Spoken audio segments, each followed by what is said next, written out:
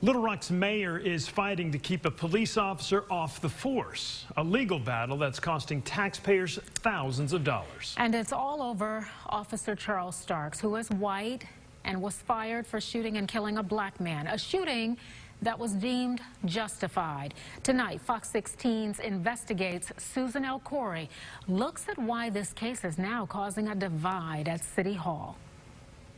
The city openly talked about its dire financial issues because of COVID-19, and earlier this year had to slash millions from the budget.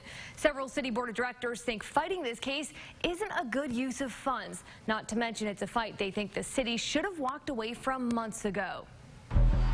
At the Little Rock Police Department, the motto is serve and protect, but that's clashing with how some city board of directors see thousands of dollars being spent. It's just not holding water with me. If you ask Lance Hines, he believes the city is doing a disservice by continuing to try to take away Officer Charles Starks' badge. A lot of us felt that it was not the right decision to begin with on the mayor and the chief of police's part. In February 2019, a traffic stop ended when Officer Starks, who's white, shot and killed a black man. Dash camera video shows the man hitting Officer Starks with his car seconds before Starks fired his gun. A department investigation found Starks' use of force was justified. Then, in this report, Pulaski County Prosecutor Larry Jegley agreed and decided not to file charges. Days after that came out, the department fired Starks. That decision is at the center of several lawsuits by current officers, claiming they've been retaliated against by Police Chief Keith Humphrey for testifying that Starks shouldn't have been fired. There's also sworn testimony that Mayor Frank Scott Jr. asked to fire Starks hours after the shooting. This was purely a political move on the mayor's part. He wanted to fire him before the investigation was even done. Last year, Officer Starks brought his case to the city's Civil Service Commission and lost. Then in January 2020, Starks won an appeal, and a Pulaski County Circuit Court judge ordered the city to rehire Starks. The city is trying to take its case to the state Supreme Court, a choice Hines says didn't include the board. If we're going to continue to spend taxpayer funds on this case, then we need to have a discussion at the board of directors about it. The costs are adding up. The city hired lawyers at Friday, Eldridge & Clark.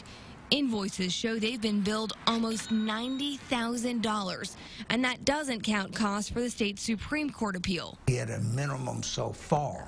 Starks' lawyer, Robert Newcomb, billed about half that. For the circuit court case, the city was ordered to pay him just over $30,000.